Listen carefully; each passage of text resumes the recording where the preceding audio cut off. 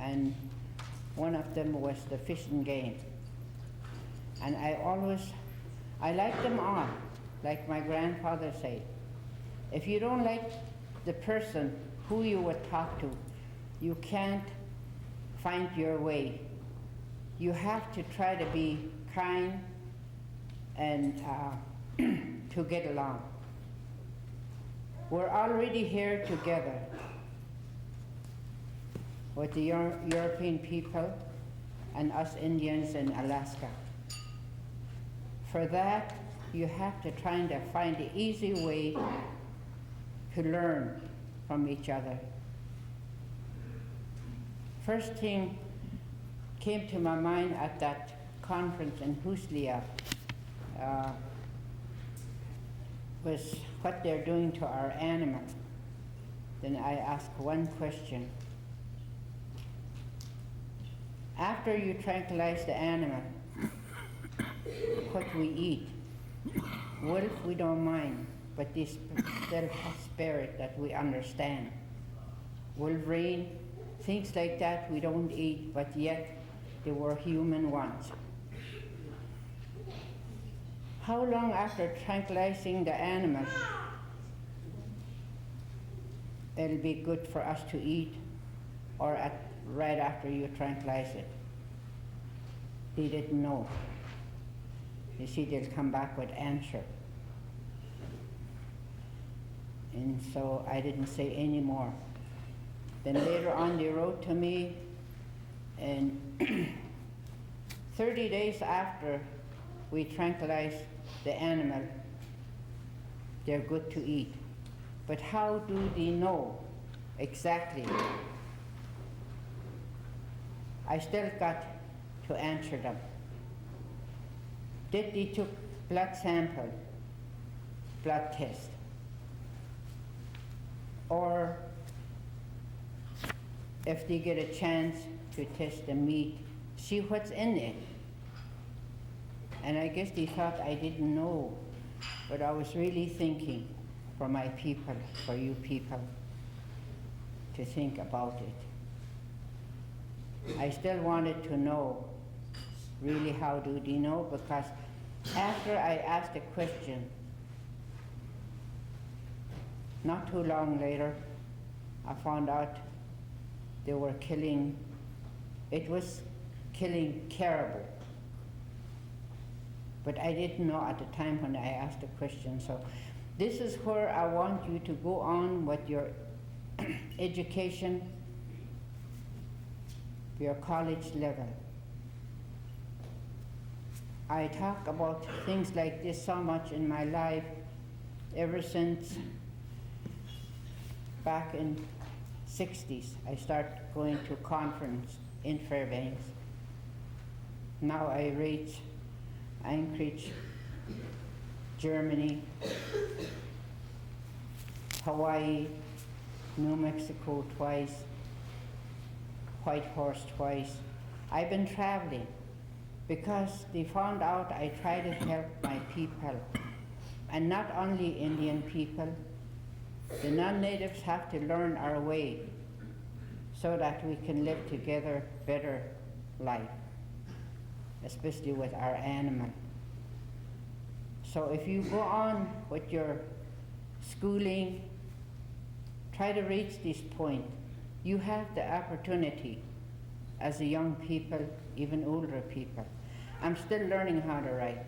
At least I learned to hold a pencil or a pen, but no farther. I really struggled to learn. I was not doing it for myself, but others. I wanted to learn what's new, what's old, to help my people. And I've been talking in school for many of years now. I was in Fish and Wildlife Advisory Committee for 14 years. That's how much I wanted to learn. I was with Parents Committee for 22 years, trying to learn something to teach the young people. and I've been in so many committees. I have 16 years of local school board. That's how much I wanted to help in that school. But I always don't know enough. But I just make myself do it to touch someone for their future. We're living in the really, I would say wild, but that's not really, really tough life today once we got our cultures mixed with others. I think us non-native is struggling more than the other side because we're the ones that's living with the law and a lot of other things. But seem like we can't see enough for them to understand our belief. I believe in church, but yet they got me mixed up a little bit. But I got out of it when I talked to our first priest in back in 50s. We finally got priest in 1958, and we got a church.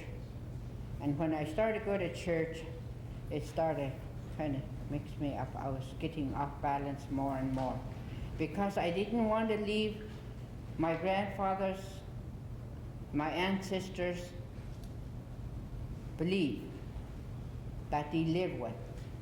I couldn't do it. Finally, I asked the priest, I sure like to read Bible, but I don't know how to read. Because the way you have sermon, it sounds the same as what I learned from my grandfather, learned about heaven. He said, maybe I can read it to you, the most part, what part you might know. Well, in Bible they have Noah's Ark, we have a raft. That's the same. We went on like that, and finally, one day he said, I told my grandfather was the last layman that you call medicine man in the Kuiper River.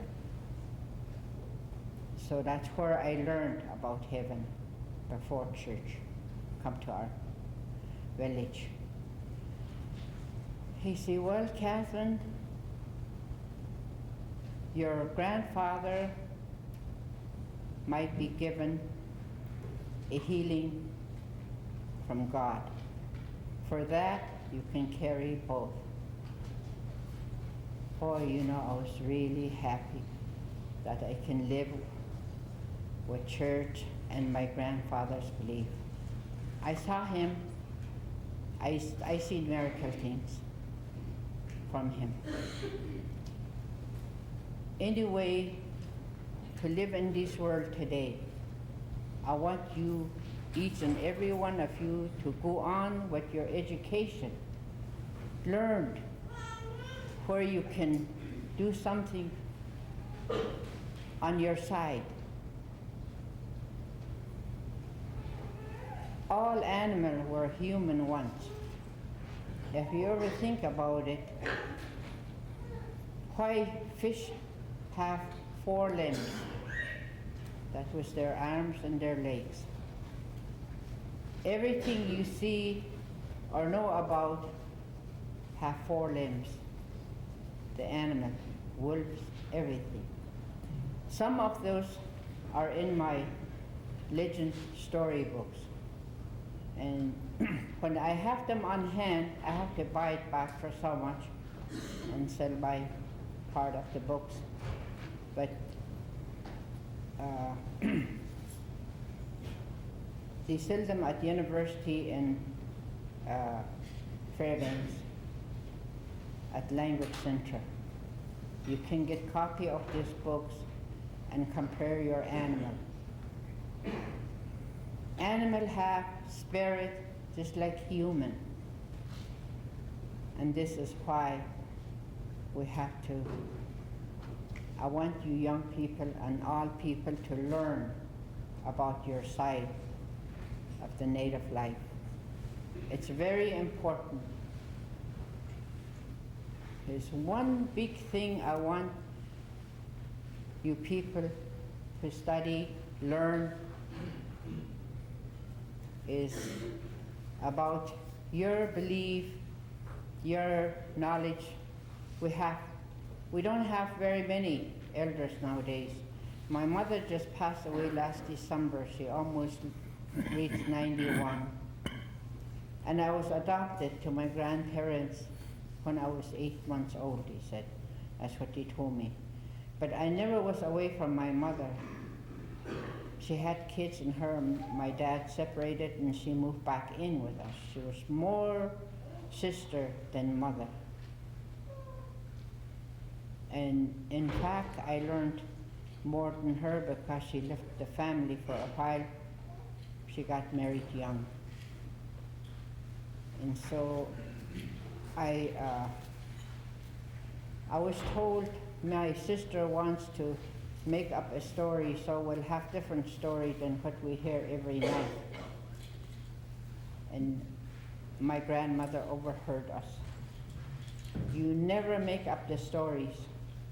These stories are true. If you start making up the stories, you're lying. That's not good for your life. And ever since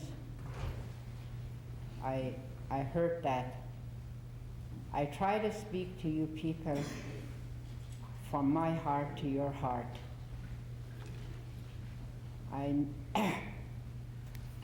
Thank goodness when I was 8 years old, my grandfather was drinking, just 3 of us in the camp, before my mother moved to camp to us. And they start drinking what they call homebrew. And I never did drink in my life, but I drink beer in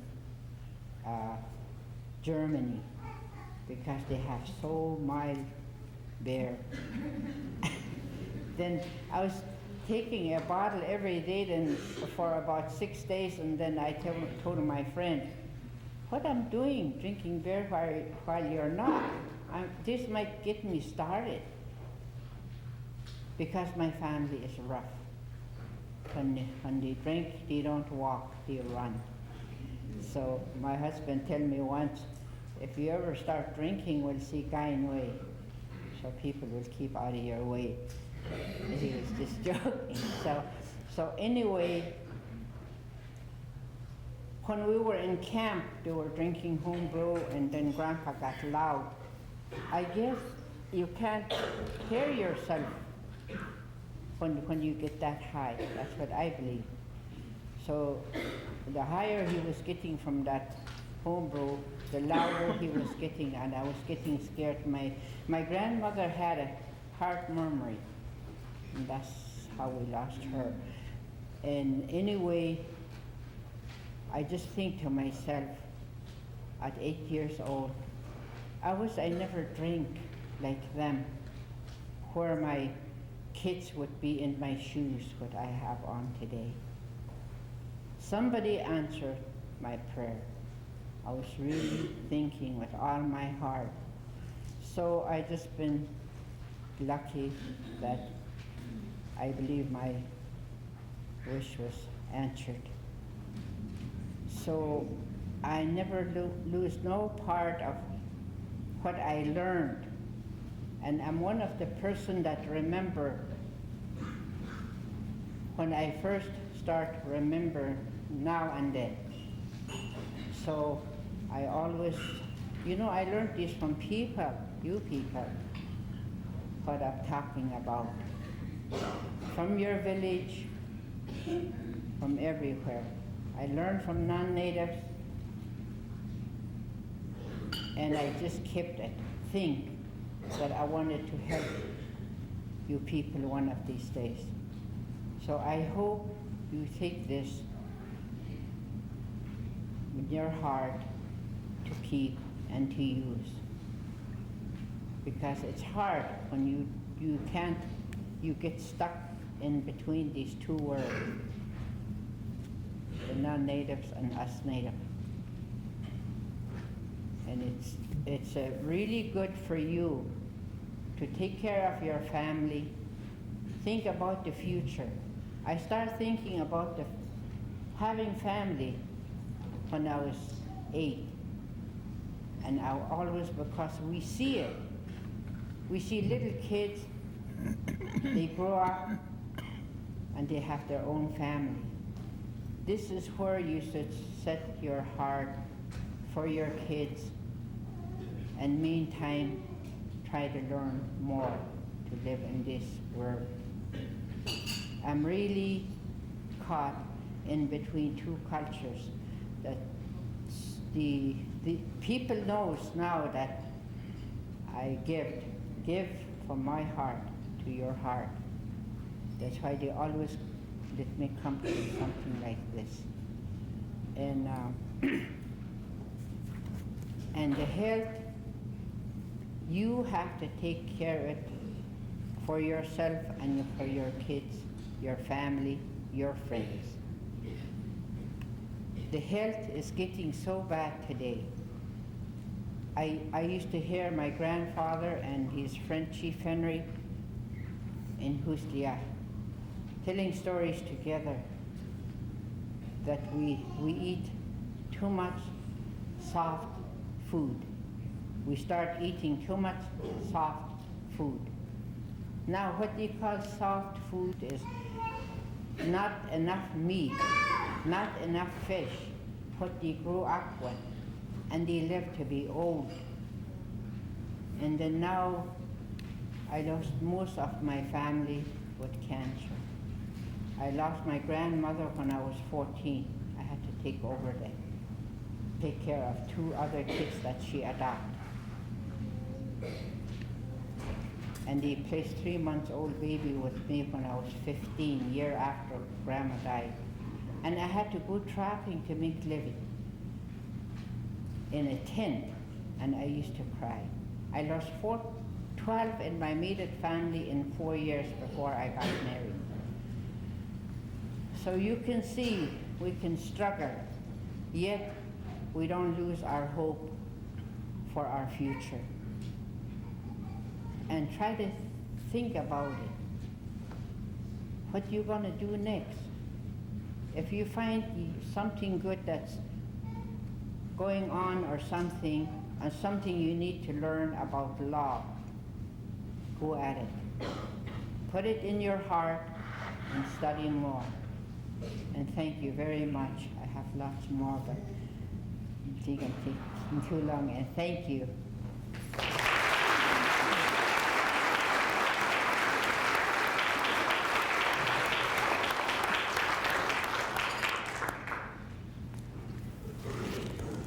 My name is Walter Austin, formerly from Southeast. I was born during the superflu epidemic in Juneau. My mother tells me they had 4 to 5 coffins every day in each church.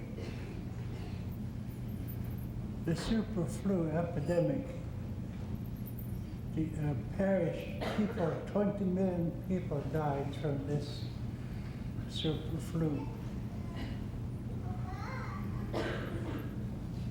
And so as a young boy, I was very sickly. I couldn't play with the normal children. So my playmates, they were some of them were handicapped. These were my playmates I grew up with. And to this day, most of the handicapped people are my friends. So I listened to my dad. He had 3 uncles that they trained, raised him. And at night, I used to listen to him. He was sitting in my bed. He talked very softly. I could barely hear him. And I would fall asleep, but when I wake up again, he's still talking. He conveyed all the life skills, survival skills that was given to him by his uncles. And I tried to teach my children the same way. But there was an opposition in my household where I was forbidden to do this. So I had to teach my children by an example. And as I grew older, I began to work on this fishing boat with my dad. I grew up, half of my life was spent on the ocean. Oh, my dad told me once, I don't recall him saying this, but I know he said it during my sleep. He said, someday you're going to find yourself in a position where you will have no recourse but to share what you were given to understand. But he warned me, what you were given, you must apply it to your own life. You must silently incorporate what you were given to understand in your own private life. Apply it. Silently incorporate what you were given to understand. You must live it. You must practice it. So when you speak in the sharing, people will begin to listen because they realize this man, he practices what he preaches. And many of my friends that I work with, I hear from them the same thing. So he walks his talk. He practices what he's sharing. And they said, for those who do not do this, they're just talking the talk. So I took this very seriously. And what I learned from my uncles, they always talk in their own language, the Tlingit language. They have a limited command of English. And I learned to talk like them, broken English. So when I was starting school, I tried to talk the way I heard my uncles talk. Yeah, the kids would all break down laughing. Because they thought it was so funny. Well, it was funny to them at that time. So the first thing that the uncles used to tell the people in their community, they said that every one of you sitting here in this audience, you have all the life skills, survival skills of your ancestors. You have the answers and solutions that you would need to survive in this era that we call space age. Our ancestors hid them there. They put it there. In Heritage Center, there's a box in the promontory extension that goes down to the gathering place. It's a square box. It has carved animal symbols. And when I came here in '86, I began to listen to the native people singing. The translation it says in Tlingit, Chahede Shugach Datan, Yayahakus Gaida Kate Hajiu Duanak, Ataya Koshiske, Hajit Kaudik Eid. It says they will one again open this box of knowledge and wisdom that was left in our care. Those who knew this, understood this, are no longer with us. But it's still there. So in Siberia, I contacted the elders, I shared the story with them, and they said, we have the same story. They call their story racial memory. The professionals on this continent, the mental health professionals, they said, we too have the same story, but they call it genetic memory. The elders that were here but no longer, they said this way, we call our stories permanent memory. What they said centuries ago, we inherited. In Yukon Territory, I've been there many times, they always talk in their language, their own northern, southern Tut Chone. So when I was there among them, someone realized I was not understanding their language. So they switched from their own language into Tlingit language. I was very surprised to hear this. The Athabascans, the Yukon Territory inhabitants, they too can understand the Tlingit language.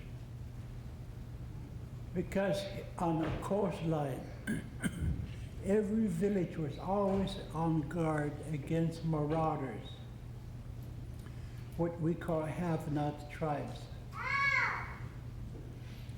They were kind of a rogue. So what they needed, they steal, and most times they wipe out a village and take what they need. So it was very difficult times that they talked about. And so now I hear from others, they said, you look at Southeast Alaska, you'll find villages strategically located where they can look up and down channels against enemy approach and stealthy approach. Those who are, they come on by land to attack. They said, we have sentinels watching for us. Like Catherine said, at that time they could understand our languages. So at night, in the daytime, they would be singing. The elders at that time said, our four-legged, our brothers and sisters, the four-legged, the wild wolves, they sing. They have been singing for countless